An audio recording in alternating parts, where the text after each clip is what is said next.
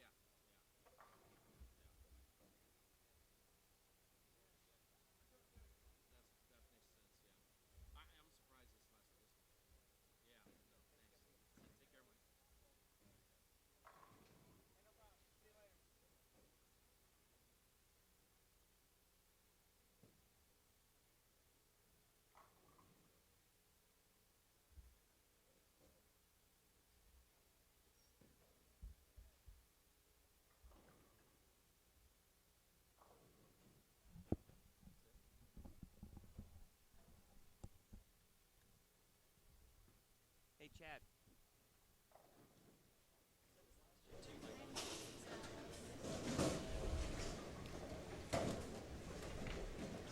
All right, welcome back to the Indiana Scratch Classic here on Savage Bowling TV. Scott Gilmore, Mike Aulby. And we're now in round number 3 of the finals. And, Mike, we've seen a lot of drama so far in just 2 rounds of bowling. Yeah, down by the cut number, it's been a matter of pin count and spares to get you in or out. And still alive is Matt Sanders, E.J. Tackett, Gene Perez, Jimmy Cook, and more. They're anything but alive. They're at the top. Well, we expect a lot of big, maybe not scoring, but some big drama here in round number 3 as we get ready to go into from the semifinals to the finals. Yeah, it's going to be exciting. I think the first game is going to be the best one because they get practice. When they make the move, that's where we see who makes the better adjustments. We're way up top, way above lanes 5 and 6. Got a great vantage point of all the tournament action, and we expect some drama and some high scoring and who knows what else. So far here in the Scratch Classic, it's delivered everything. Yeah, it's been great so far, and I don't see it changing at all. The same guys will be at the top, I think. If you'd like to watch the live stream here on Savage Bowling TV, you go to youtube.com/Savage Bowling TV. We're on to round number 3 here of the Indiana Scratch Classic.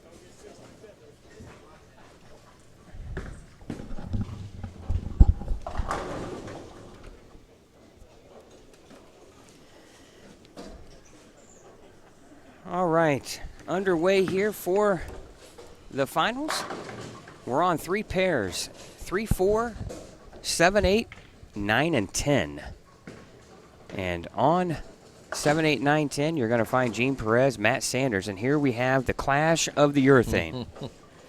Yeah, and if you look, their break point's about the same. It's just how they're getting to that break point. You know, Matt Sanders seems a little more direct, more speed.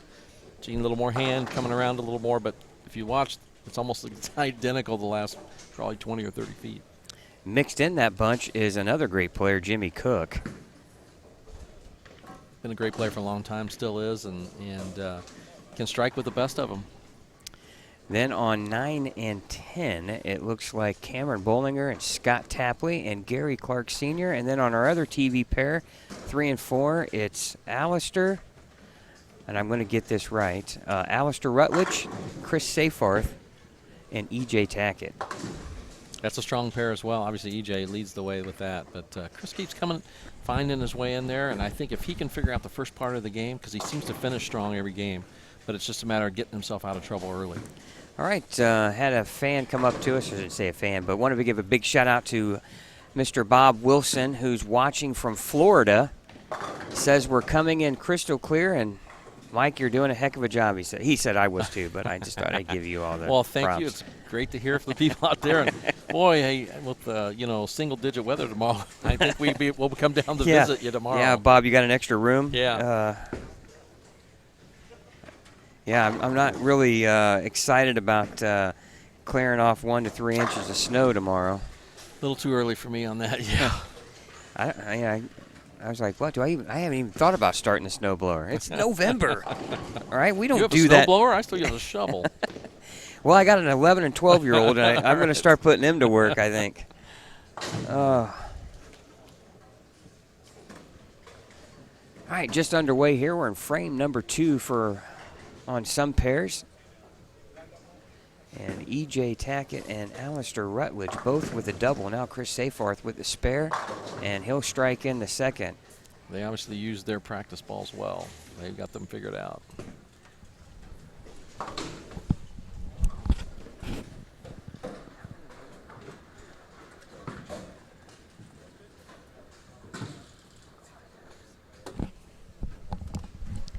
We're going to try to confirm here on how many actually survive this round and move on to the next.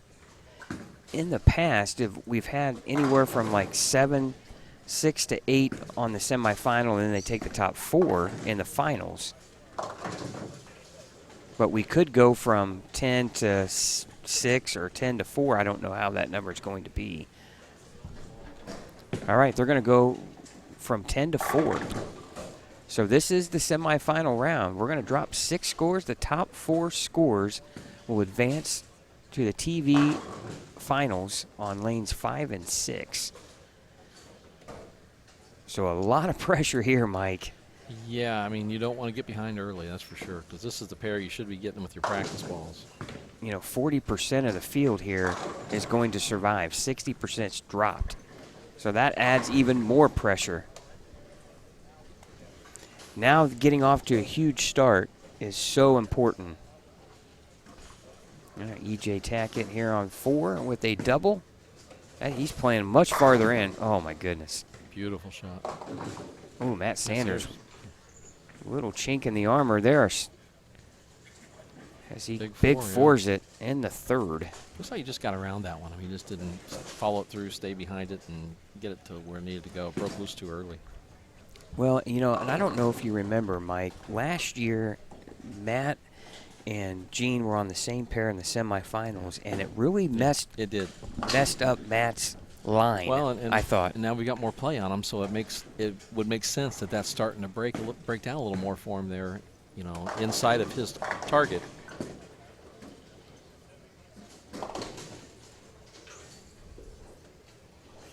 I was talking to Gene after the last round while we were on break and asked him what he saw in lanes 1 and 2 if he was concerned, and he said there was a little bit of a rack issue he thought on lane 2, and he almost 7-10'd it 3 times on that lane. So when that happens, what are you seeing? What would cause that? Is that a little gap between the 1-2? It looks to me, I mean, from watching those balls, because I saw every one of them go into the pocket, it looks like did a little late, so maybe the 2 pin and the 4 a little closer together. If that's the case, then you wouldn't quite get the drive of the 7. So but anytime you're leaving the 10 like that, you're coming in from behind. So somehow you got to get that ball up in the pocket a little more.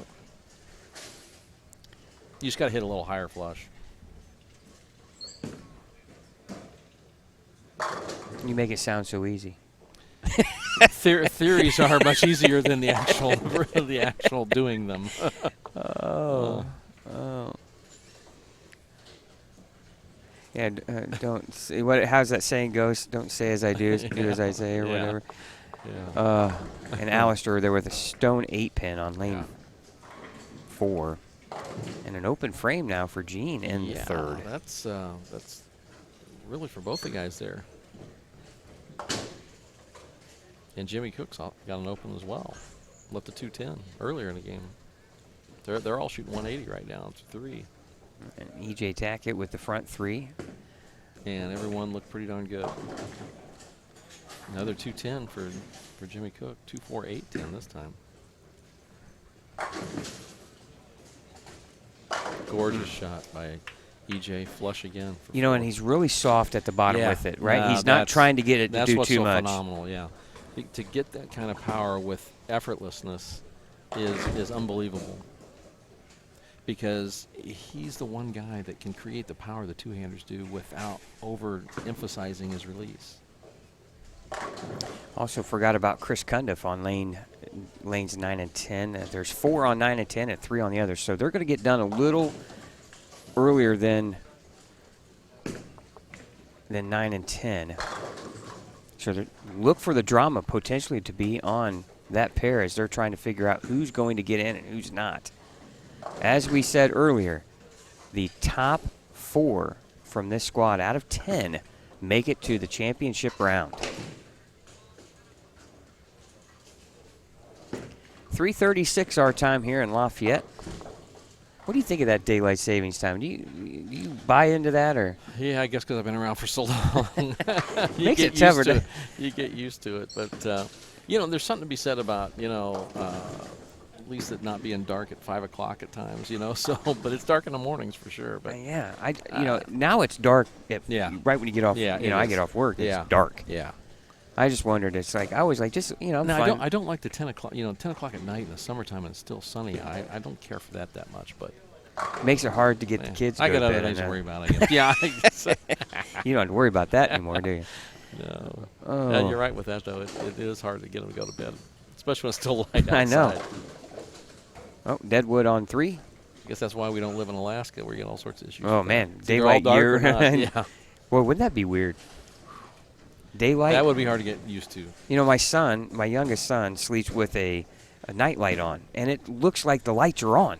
Oh, really? And I'm like, how do you sleep with that? I like it dark, and I tried to explain to him, when you close your eyes, you go to sleep. You can't tell if the light's on or not. Anyway, we're getting off on subject here. Front 5 for E.J. Tackett. Another wonderful shot. And he makes it look so, like you're saying, so easy. Well, and off to the right here, we're seeing all sorts of splits everywhere.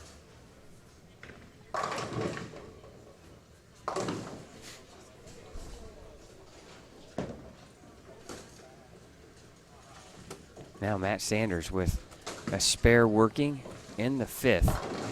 Oh, back-to-back 6-pins. That ball's breaking a little earlier. You know, the last time those two bowled together in this tournament, Matt did not fare well when Gene and him were on the same pair. Now, I think Gene's a little closer to where Matt is playing than what was last year. I think that Gene was a little farther right, swinging more. Matt typically has always played up the lane with his urethane ball.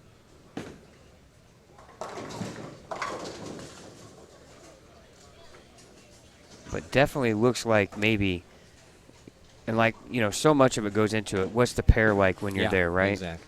And well, right now, the whole group, E.J. Tackett's got it by a mile because he's the only one that seems to be really lined up. And he's out of everyone. Yeah, out doesn't of even the look like guys he's left. Yeah, even sweating about it.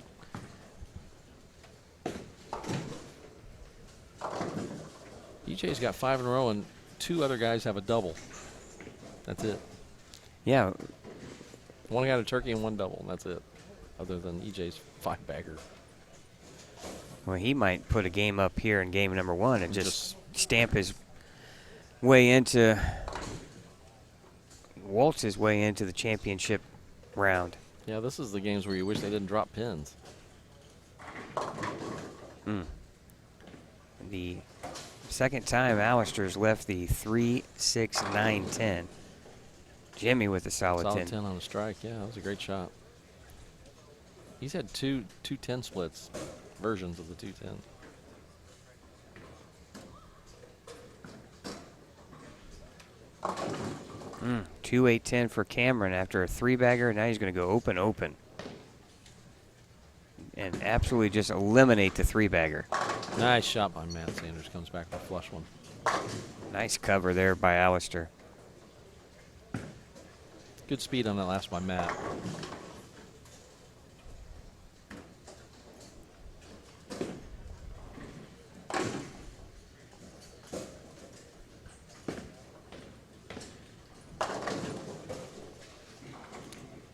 He knew that was coming up a little bit high. He knew it was in. Yeah. He's just so soft with it at the bottom, and like you're saying though, there's so much rev even on the soft delivery. What an advantage to have. Yeah, if there's one game on the tour that you want to emulate, you're looking at it's E.J. Tackett.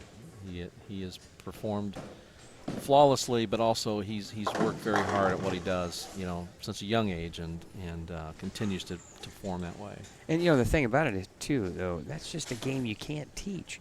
You either have the God-given ability to be able to flexible at the wrist and get the thumb out so quick. Too many people think you have to use muscle, and that's anything but muscle. Yes. It's all timing, and I mean, he has muscles, obviously, and is able to be strong with it and throw speed if he needs it, but it's all being fluid and athletic, and you know, it's phenomenal.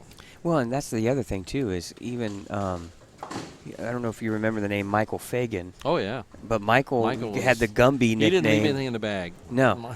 and Michael was very fluid and Gumby-like. And boy, he threw it hard. I mean, he could just create very so much versatile. revolution. Yeah. EJ would fall into that category to some extent. If you want to go back, you know, to the old days in the 70s and 80s, it's a Marshall Holman power, smoothness, you know. He's got much more power than Marshall would have had, but it's fluid, it's smooth, it's athletic, you know. Marshall, I just remember Marshall Holman with, it seemed like the 1.5-mile slide. Yeah, phenomenal slide, yeah. Where he just seemed like he was sliding forever. Yeah, but you know, you think back at it, and it was really pre-synthetic. You know, the synthetics now are so hard to get consistent. Whether it's humidity that affects the approaches or whatever, you know, it's just hard. And, you know, where back then it was wood. Always loved the wood approaches. I just knew what I was going to get. Exactly right. Exactly right. and you could really base it on the temperature in the bowling center. Yeah, and it truly is. The summer tour, you'd have so much more trouble than you would, during the winter because of the humidity. All right, thanks again for tuning in to the 2019 Indiana Scratch Classic here on Savage Bowling TV. We're live inside Mike Aulby's Arrowhead Bowl in Lafayette, Indiana. You're watching round number 3. We're down to 10 players here vying for the crown and all the prestige that goes with it. I want to thank our sponsors, Pinheads, Bowling Center, and Fishers. Big Four Sox, Mike Aulby's Arrowhead Bowl in Lafayette, Indiana, Motive Bowling, and Indiana State USBC. Scott Gilmore and Mike Aulby here in the broadcast booth, and some big names out on the lanes, including E.J. Tackett, Matt Sanders, Jimmy Cook, Gene Perez, and more. And we're down to the last game and a half before we'll find out who will be on the TV pair for the championship round. Jimmy Cook almost leaving his third 210 version, but he broke it down. Jimmy's one of those here that could just grind for a 180 and then pop a 230 or 40 the next game. Because based on what I'm seeing right now, Mike, and I don't know what you think, I just don't see right now. I think a 410 could be really good. Yeah, I'm with you on that. I mean, other than EJ out there by himself, I mean, you could see there's just not enough. There's nothing going right now, is there? There's opens and no strikes to get back to 200. I mean, he's going to waltz right now.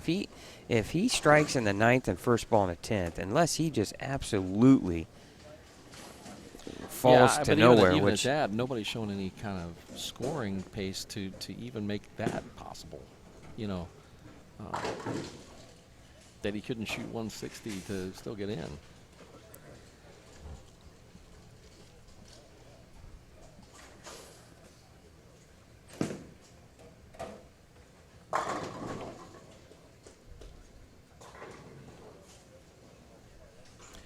Gene Perez had a chance at a double here. Good shot. See, ball's coming in a little late. It's coming in behind. And he's just trying to fill frames at this point and see if he can't figure something out here. Get a double somewhere in this game. Here we are back to watch the guys needing to finish in the 9th and 10th to make, and that's what's going to see if this number is going to move.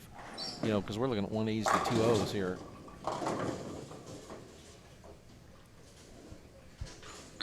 Right now, I'm telling you what, a high 190 game is good. Yeah, no, that's... 9 and 10 must really be tough because there is not, there is nothing much down there. 3 in a row, then 3 splits in a row. Yeah. Right now, all the scoring is coming from 3 and 4.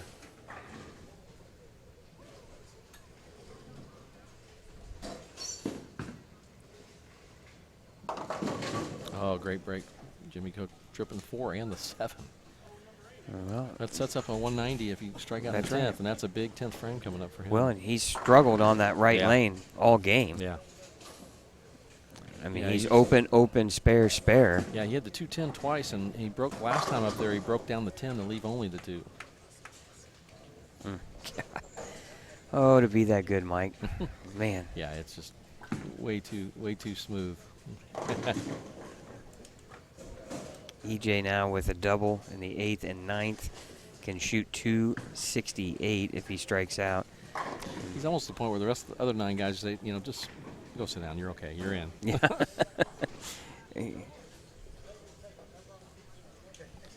Matt Sanders leads the 3.56. They're both struggling with the look on that lane. Oh, Chris Safarth with a trip 4. Trip 4 now. He's got a 4-bagger from frame 6 through 9. He's looking good now. Gene. Big shot. With a nice strike. And look, Matt almost leaving the bucket here on the right lane. This is a big spare conversion for him. It really is.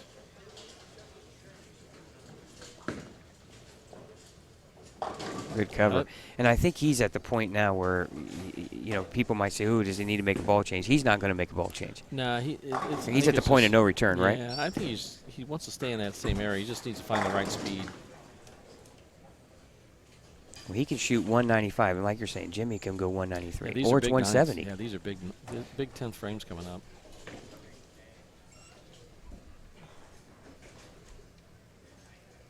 Alistair here can double for a 2-0 game.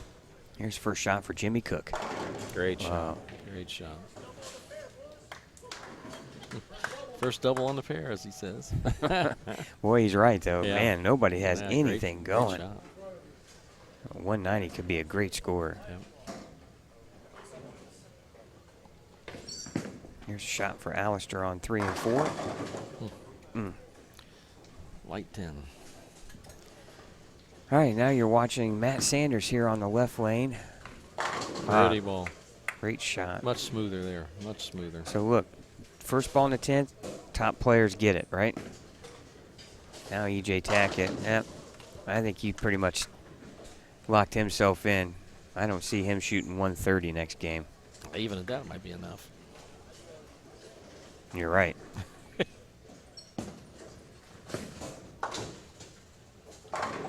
Oh, solid Jimmy 7. with a solid 7. Well, if he doesn't make it, you can look right to that shot right there because that was a beauty. Solid 7. EJ still going to shoot 250.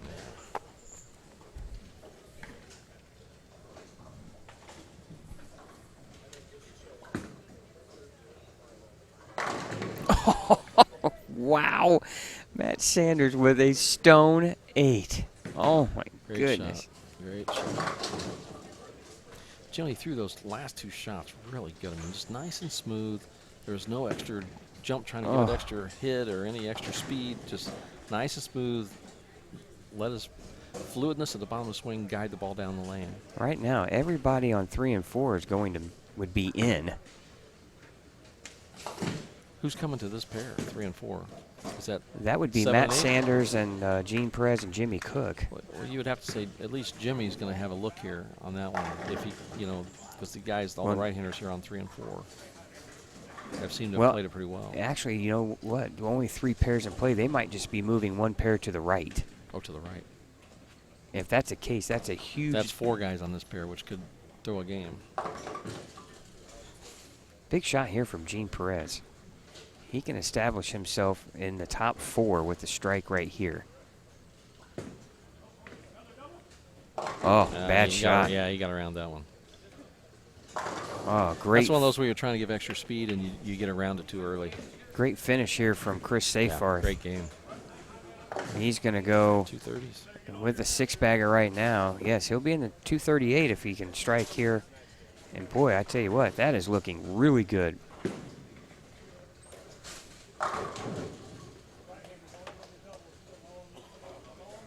Chris Cundiff with the double. He can still shoot 219.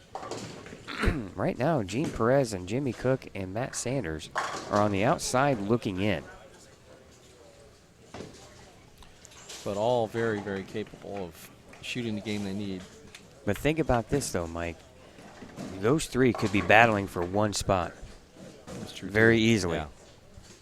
That could be, in itself, exciting to watch. Because, so you got Chris had 230 over here, 238. I mean, that's that's hard to catch up to when you're shooting 180. So you're 50 out. Well, he's 50 behind him. Yeah.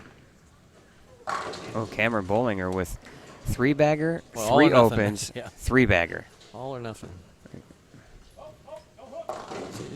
looks to me like Genius looks like he's getting around it a little too early. He's trying to keep the speed, but he's turning it too quick.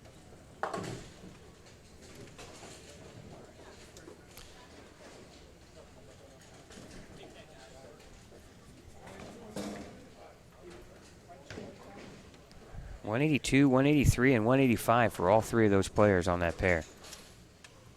Well, here we are. We got 2 guys on 9 and 10 that can need big finishes in the 10th to put them right in the middle of it. There's Gary Clark. He's on a 170s. He's going to be in the 170s. Chris Cundiff can get to 2-0 here with a strike right here. And he gets it. Very nice shot. He's going to be in the 2-0s. Yep. Cameron Bollinger can shoot 218 as well. Think about it, 6 strikes, and he's got to throw the first one to throw You're right. One pair to the right. So. And you know, EJ and Crystal will be in the. They'll be done with 3 or 4 frames to go. So that 2 spots will be gone before you know it. See the first shot. Well, I think if Chris Seyfarth can start with a double or a spare double or just something, keeps him out of spare trouble, strike spare, yep. I think he's going to be in good shape. Yeah. Yeah, anything that keeps you out of trouble, I think. You just don't want to start out with a couple of opens and then all of a sudden you're starting to put some pressure on yourself. Seeing Alistair, he shot 197, so he's right there. He's right there. Chris Cundiff is going to shoot. He's going to be in the 2 teens. Scott Tapley, best he can shoot is 180. Looks like 183. And Gary Clark Sr., 172. He's in big trouble. Trip 410 out.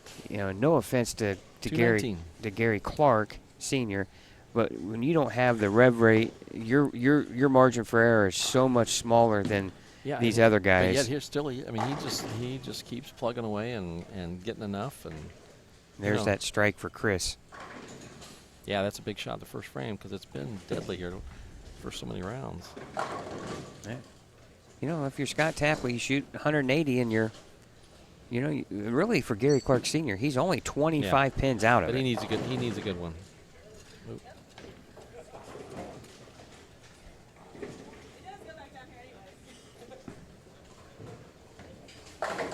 Big shot.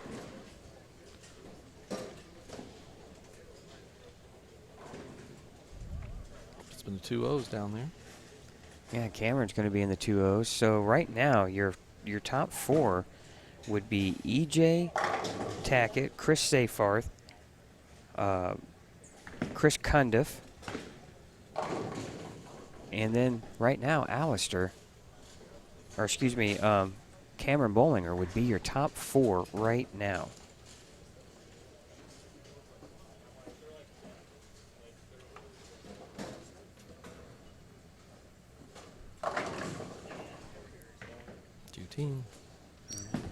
Boy, just imagine if he did anything in 3, 4, and 5 frames. Yeah, and you really wonder what did happen. You know, you throw a couple loose shots right there, and you pay full penalty. Paid for him.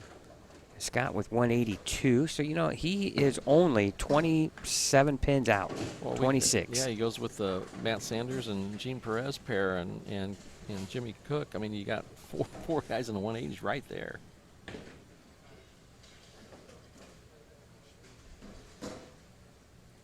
And we all know those guys can pop 230 or 40 when they need it. The other thing too that we're not really talking about is, you know, when you're following 4 on a pair and you have 3, these guys have been done for 6, 7 minutes, 7, 8 minutes, and you know how it is, Mike. When you stiffen up a little bit, you worry about all sorts of things. Yeah, you know. You want to go right into the next game. Yeah, the approach, your shoes. I mean, everything can be effective. Well, Cameron Bollinger right now would be 4th at 216. So Gene, Matt, and Jimmy would all be eliminated right now, which would be a shocker that one of those 3 would not make it. Yes. That's the beauty of this sport. Anything can happen. And don't get relaxed. don't think it's going to happen. Spare. Yeah, if you're Chris, you just got to fill frames here. Yeah, that's a good. That's an errant shot or lane different, whatever it is. You left the 1, 2, and it's makeable. You made it, and move on. Hey, we can say all we want up here. You know, you're thinking, just get me in the 180s.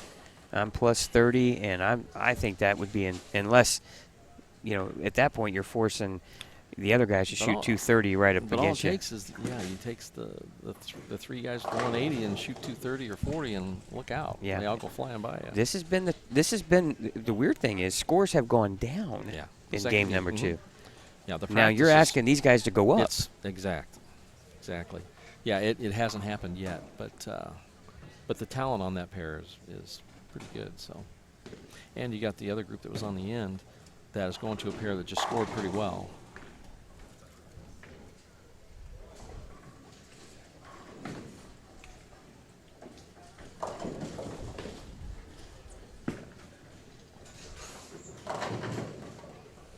Definitely looks to be maybe a little tighter down left lane anyway. Left Yeah. lane for sure. First shot for Chris Cundiff here on lane 4. He's currently in the cut at 219 for game 1. Oof.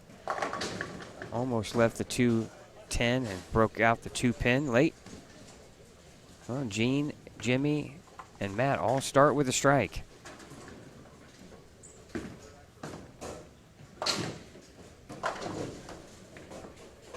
Well, EJ's got a 70-pin lead on about 4 guys. You have to think he's in really good position. Yeah, it's tough in that position to keep going. You know what I mean? You want to keep the intensity and the drive, and you don't want to get too complacent.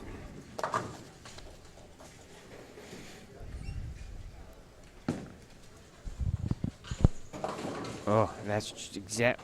Oh, what a great break for Chris. That is huge, yes. Wow, he was staring at the 2-8-10, and somehow the 8-pin falls right into the 2.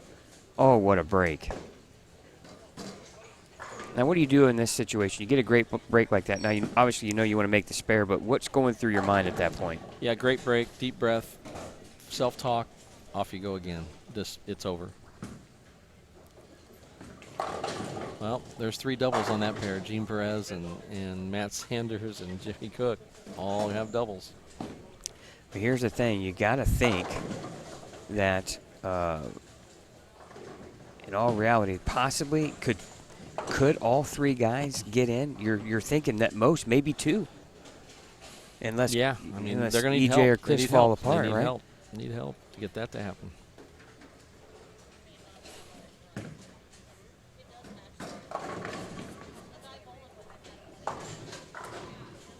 Jimmy Cook for 3. He's got 3 now.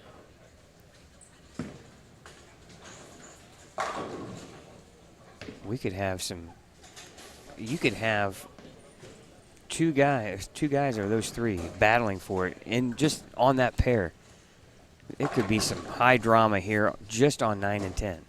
Well, what's going to make it interesting too, because the guys with 4 on the pair over here are going to finish last now, so we know that. But the guys over here with all the strikes, they're going to put the heat on these 2 guys down here. Well, kind of. Yeah. You know, he's only got a 34-pin lead on Matt Sanders. Right.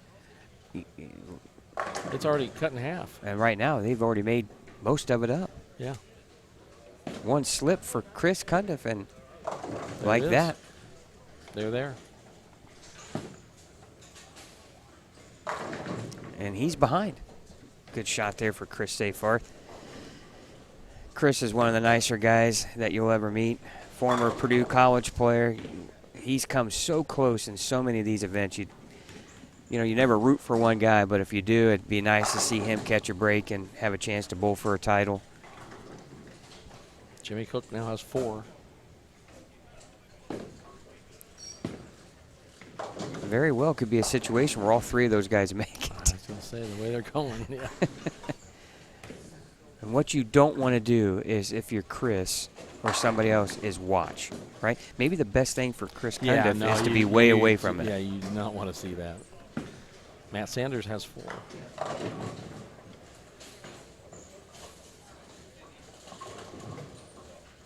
You know, and here's the thing, though. When EJ happens to stare over at 3 guys with the front 4, even though he shoots 250, he knows Chris is only 16 pins behind him, right?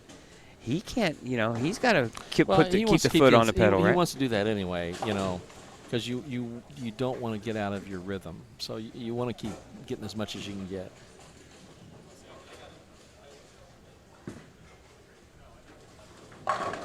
Oh, solid 7, Gene Perez. Uh-oh.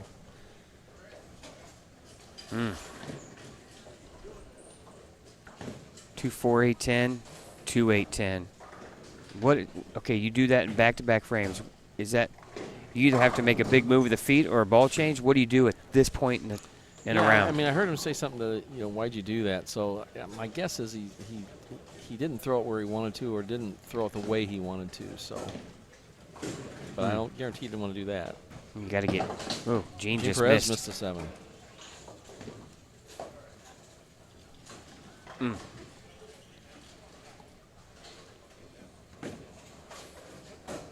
You know, Gene bowls a lot of games. He does, yes. He travels anywhere and everywhere to bowl.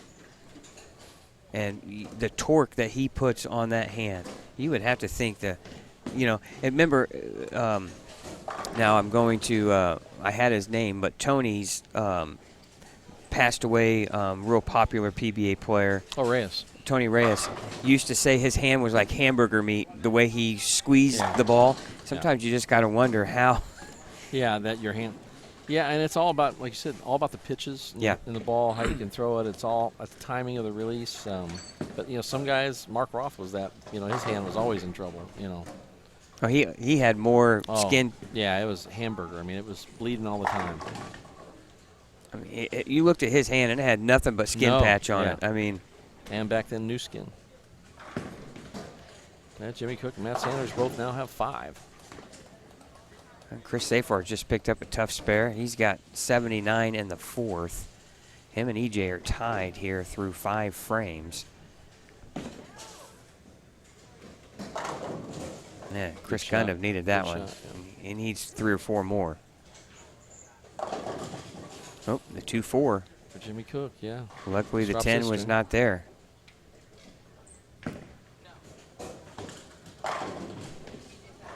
EJ never looks. No. There's no stress, right? Yeah, every shot looks the same. He is so confident in his own ability to throw strikes when he needs it. It's just amazing. Matt Sanders now has 6.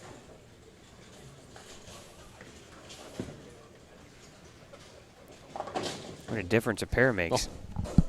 Yeah, to come out throwing strikes, you know, it puts a message to the rest of the field. Here we come. Oh, great shot. Big shot there for Chris.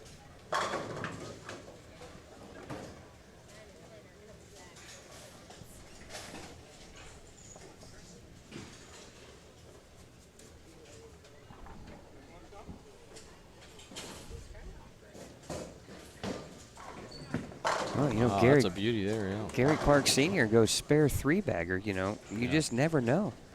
You shoot a 270 game and you're at 450. There's still time, yeah. Yes, absolutely. For about everybody here. Gene Perez with a flat 7. You got to wonder, he might be in a little bit of trouble. Well, we're starting to see some other strikes go out here, so. Beautiful shot.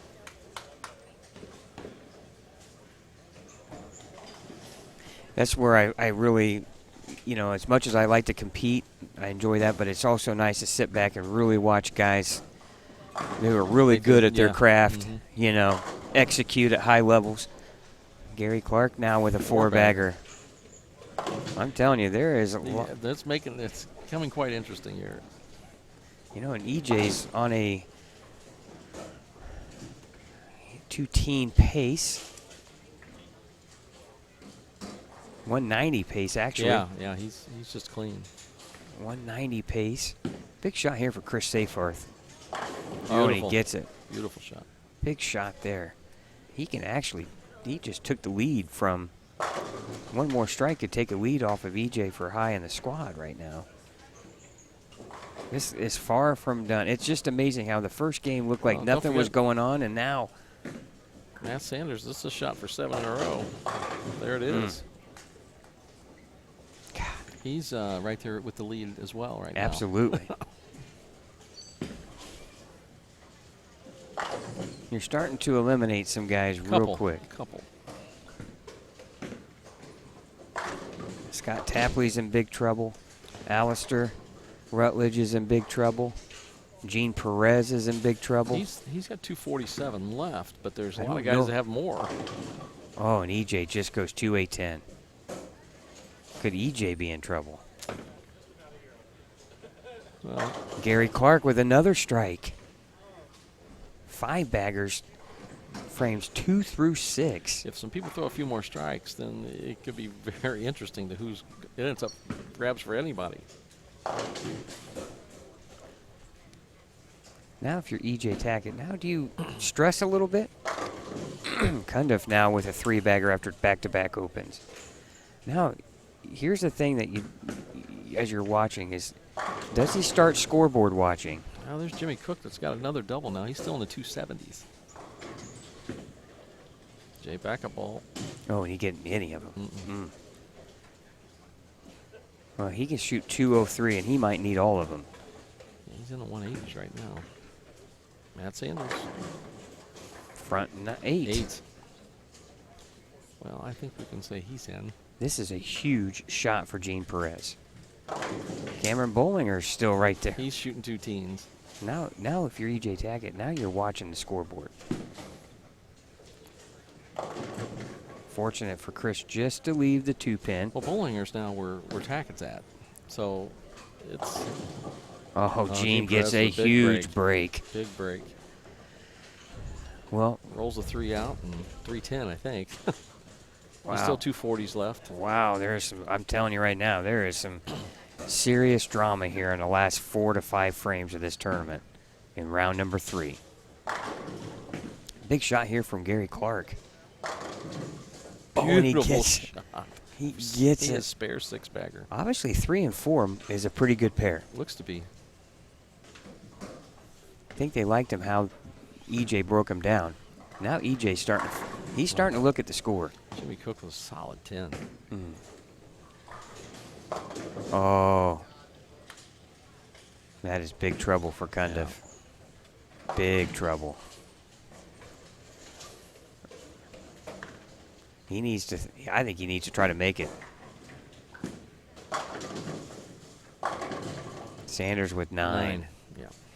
Gene Perez has to strike right now because if a miss would put him in the 220s, and I don't know if 4-0 is going to be enough. I don't think so. Look at that. EJ with some extra power. He put a little more into that one.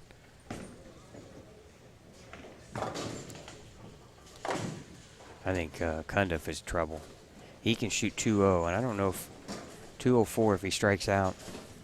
And that would put him 423. I don't know if that's going to be enough when you're looking down here on this. Over here. And even Gary Clark is going around him. Yeah, exactly. It's just there's a lot of guys in play.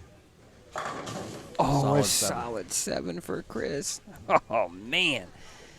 Great shot. He's, 440. Would 440 be enough? Jimmy Cook's got 257 left. And that would only put him in the 430s. It's a big shot.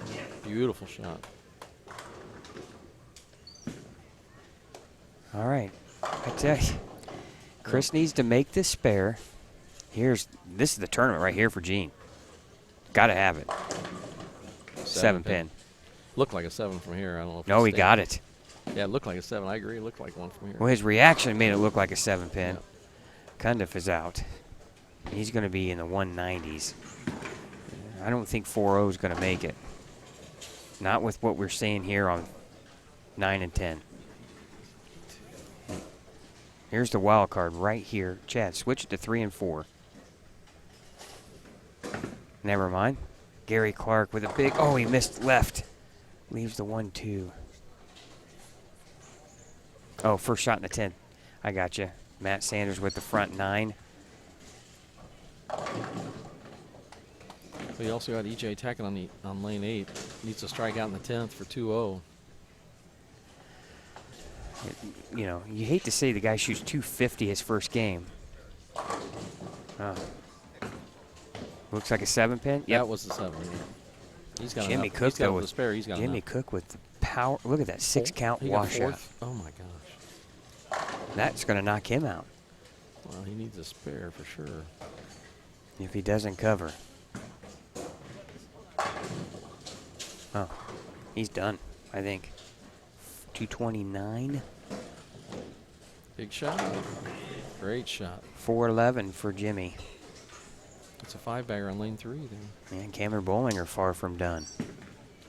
He's in the 230. So EJ Tackett gets the first one. I think he's got it. I think he needs this one. Sanders is going to shoot 270. Tapley's done. Big shot here from EJ Tackett. Got it. Perfect.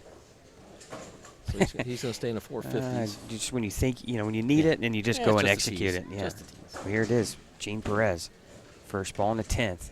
Must have. You got it out early. 7-pin. Gene Perez is going to be done. Yeah, he's only got 226 left. Yeah, it's 409. Jimmy Cook's around him. Yeah. It's not enough. Gary Clark Sr. with another strike, 279 for Matt Sanders. That's going to put him at 464. He goes around EJ. Oh. Oof. Chris.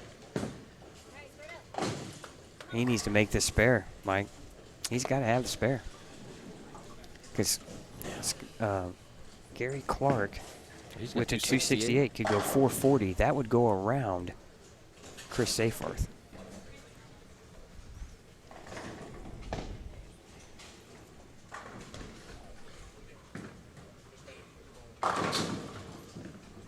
Big shot here from Cameron.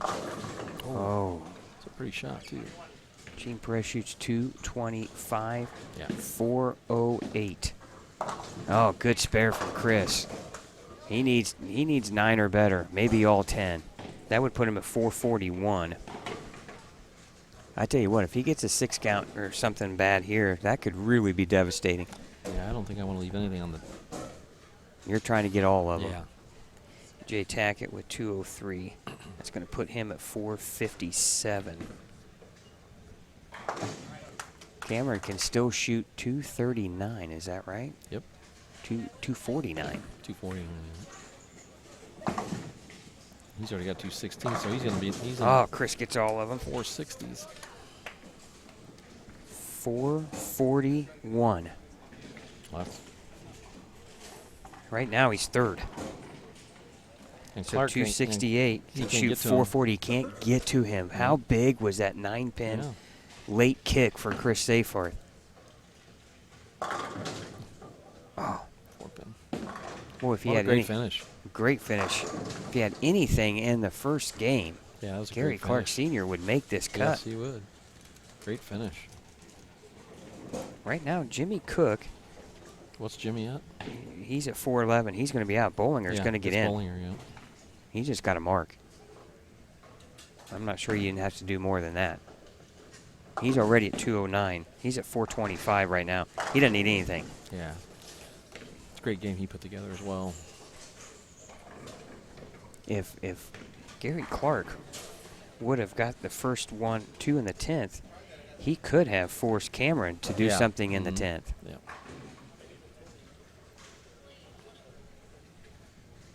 But I think our final 4 is going to be EJ Tackett, Matt Sanders, Chris Seyfarth, and Cameron Bollinger.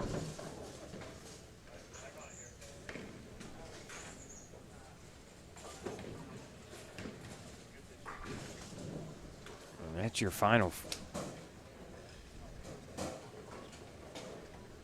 Great finishes put together, guys. Even the ones who were a little bit lost and still make big finishes in the 10th to hold their spot.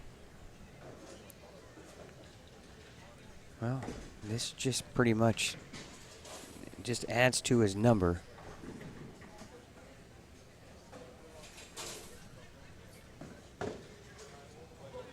Oh, nice look on this game. What a great game he threw, Cameron. 419. Gary Clark's going to go from dead last to 5th. How about that? Yeah. Just shows you what one game can do.